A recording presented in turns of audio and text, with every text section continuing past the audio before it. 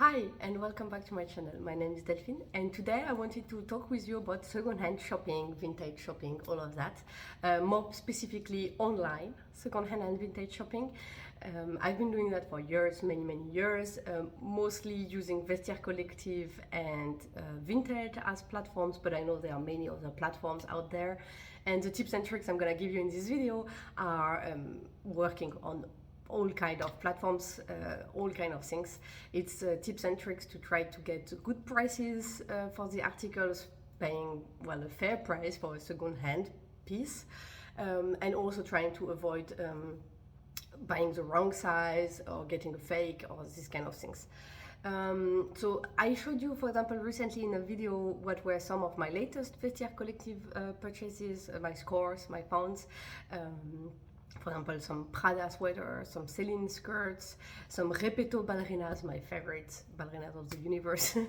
How I got to replace articles that don't exist anymore and I love and got destroyed after many years of using them, and I was about to find them again second hand. So all these kind of things I've been using second hand for and loving it. I have to specify that this video is not sponsored, no collaboration, nothing. It's just, well, I just find it great. I just think you can get great articles, you can get good prices, you can find things that don't exist anymore. So yeah. So let's start with ways to, I think, get a good price. Ways I do for getting the best of prices. My first advice would be, of course there are exceptions, but try not to be in a rush. In the sense that if you give it time, very often you will be able to score a better price. Very simple. In the sense that what I do is I typically, let's say you're looking for, or let's take one of my examples. For example, I have an alert for Repetto ballerinas. So every time some Repetto ballerinas are updated, I get an alert and I can go have a look at it. I am in no hurry. If I see a new pair and I'm like, yeah, could be one I could be interested in, but the price is still a bit high. I mean, if the price is already amazing, then of course jump on it. But if you're like, okay, yeah, it's fine, but I don't know, it's still a bit high, I just put it on my wish list and I typically wait. If it's something you would really like to have, you can of course always try to contact the selling person. Most platforms will allow you to do that, and you could send them a short message. Hey, I'm very interested, would you be open to negotiating, or how about these kind of prices? Always stay polite, always stay nice. Of course, I also sell on the platforms and I'm much more willing to help or make a little gesture for someone that's writing a nice message than for someone that's kind of rude in their messages. So of course always write nicely. They could accept, they could decline, you never know. Some of the platform will allow you to, even without really writing a message or anything like that, just make an offer. So you could make an offer of a price you think to be fair. And to find out the price that could be fair also, because there is no point of trying to price down an article to a point where it's just not worth it anymore. You can also, most of the platform will allow you to see sold products. So let's stay our example of Repetto ballerinas. I could go and I could have a look in the products that were sold in the past, what was the price originally asked for, and what is the price for which it actually sold. Because you could see, okay, a lot of them will ask for €100, but in average they will sell for 60. Then you know you can try to go down to 60, of course. And so this is something I typically do. Sometimes I don't even need to negotiate. I've bought some pair of ballerinas from Repetto in the past that were already sometimes even under 60 from the beginning. And then it does not necessarily make sense to try to negotiate for €2 more or less. It's fine. On the other hand, when they're already still €150, it makes no sense. The person will not agree to go down to €60 like that from 150. So I just put them in my wish list and I wait. If now you did not get the thing through an alert, but you were it's the first time you're looking for Repetto, you're browsing what's out, what you could look for is since how long is these shoes online. So if the shoes are online since already a year, 1.5 years, you can already try to make an offer and try to negotiate, because maybe the person will, maybe they will not agree, but maybe they will, because come on, it's been 1.5 years. They would like to get rid of it at some point, to get some space in their closet. So you can try to make an offer. If they are there since 3 days or 1 week or 1 month, then it's probably better to simply add them to your wish list and wait. A lot of sellers will lower the price by themselves after some time, because they want to get rid of it, and they notice that, well, the price they put it for is probably too high. So this will be some of my first tips and tricks to get the price lower. So it's having this capacity to wait. That's definitely a good point. It also has another advantage when you take a bit time and don't immediately rush on the first article you see. So staying with the Repetto, let's say you're absolutely looking for the classic, simple, black, flat ones. You see them, you're like, great, click buy.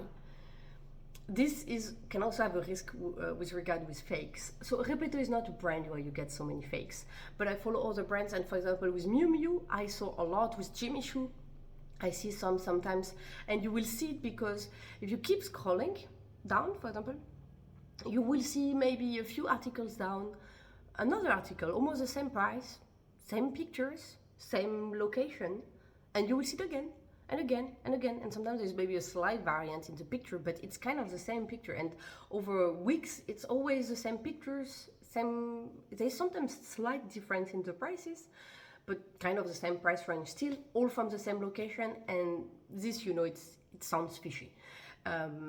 So this kind of article, I would rather put them in my wish list, and I might try first to contact the seller and check, but mostly I will keep my fingers away. And this could also be a way, by waiting, to find out this kind of fakes, because maybe, well, the one you see is actually the first one they posted. And so if you wait a bit, maybe you will see the next day or 2 days after, oh, the same one is again put online, and again and again. Probably a fake. So this is also a way to avoid fakes, to take your time. Now, of course, there is an exception to this. If you are looking for a limited edition collector article of a special thing that if it comes out, it's gonna go away like this, that's different. Then of course, you can always try to make an offer, try to negotiate a bit, but ultimately, if this is really something you were looking for and the price is still okay for you, then just grab it. Don't take too much time. Of course, check for authenticity and everything. This is always this is kind of my second part of the big tips. Whatever you're buying online, if there are not enough pictures or things for you to make sure that it's authentic, especially if it's a bit of a pricey item, don't hesitate to ask for more pictures. It's better taking the risk of not getting the object than taking the risk of losing thousands of euros, right? I mean, I will not take the risk of losing thousands of euros. I would rather ask for pictures, and if I miss the article because someone else bought it, then maybe it's bad luck. But if I cannot be sure that the article is authentic, then it's not good. Unless if you buy with something like, for example, Vestiaire Collective, you could use their own authentication process. This is a security, but maybe the article is not on Vestiaire Collective, but on another platform where you don't have these options. And then really take the time to make sure that the article is authentic. There's a lot of ways to do that. One of the best or safest way is, of course, if you already own some things from the brand. For example, in my case, the Repetto ballerinas, I could spot a fake one like kilometers away because I own dozens. I've owned also many in the past, and so I can see them from very far away. Same with Hermes scarves. I own a lot of them. I've been wearing some since, I think my first one was 15 years ago. I can spot them. So this is, of course, always the best one, the best way. If you own similar articles, and then you can, of course, compare because you know the article, and so you know the little things. Otherwise, don't hesitate to try to go in the shop.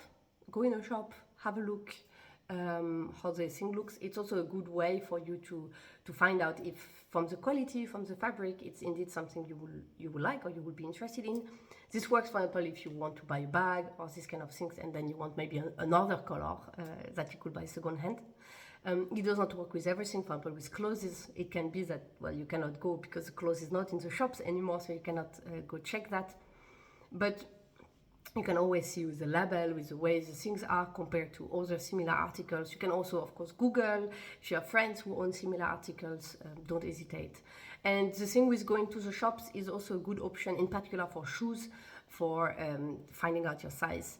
This is also a nice thing to do if you don't own already a pair from the brand, so that you don't know for sure your size. Then going to the shop, trying them, find out your size, and then you can go have a look secondhand.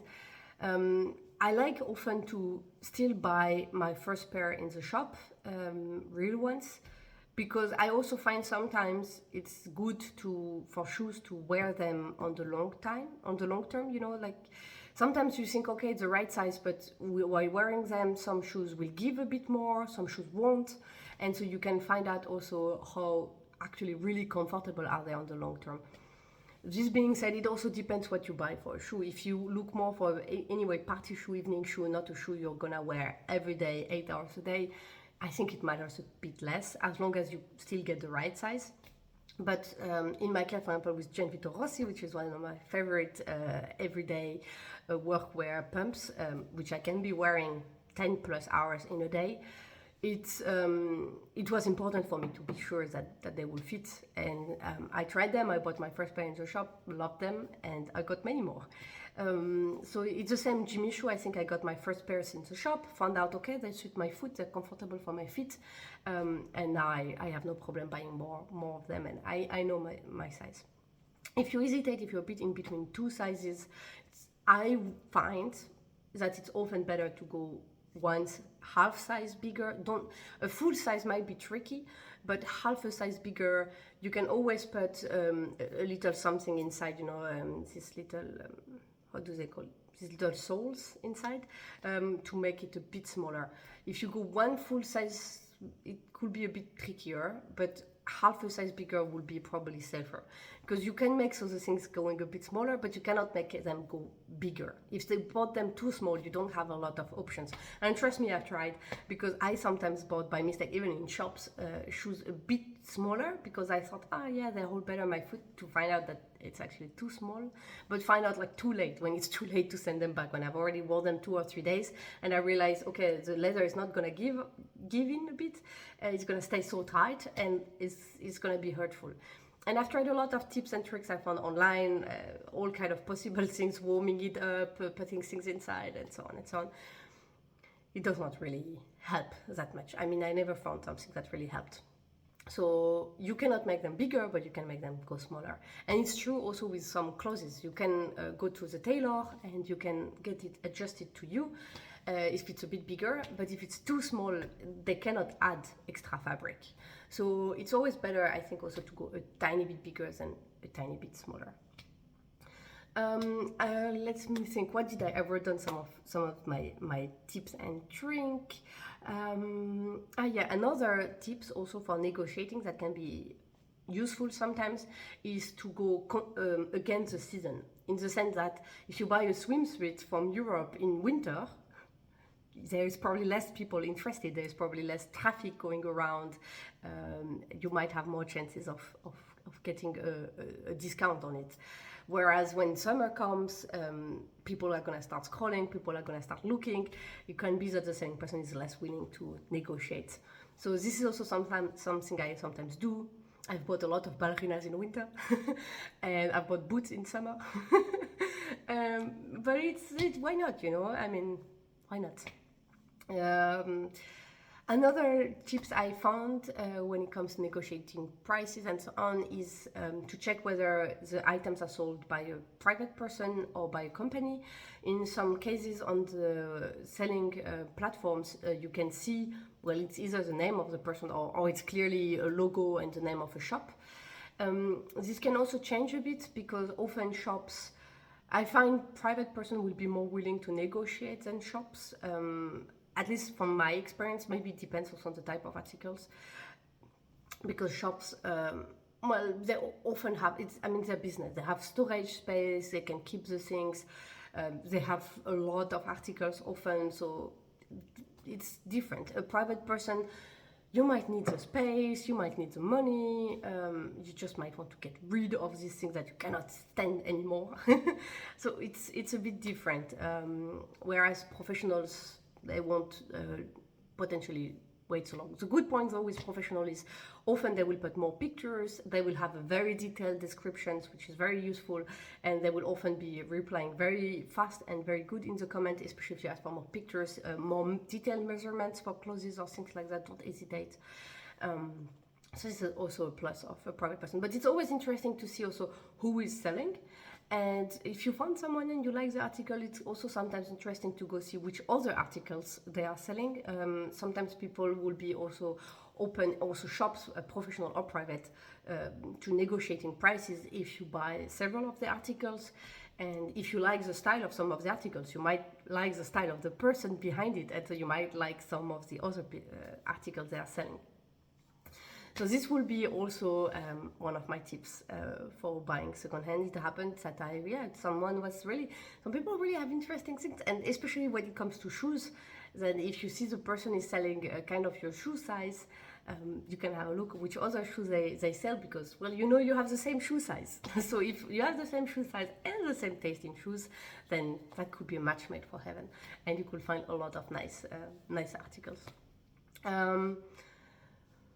Yeah, I don't think I have many more tips and tricks to share with you. I don't know if you have any other ones that you would like maybe to share in the comment section below. That could be helpful for everybody out there in the community.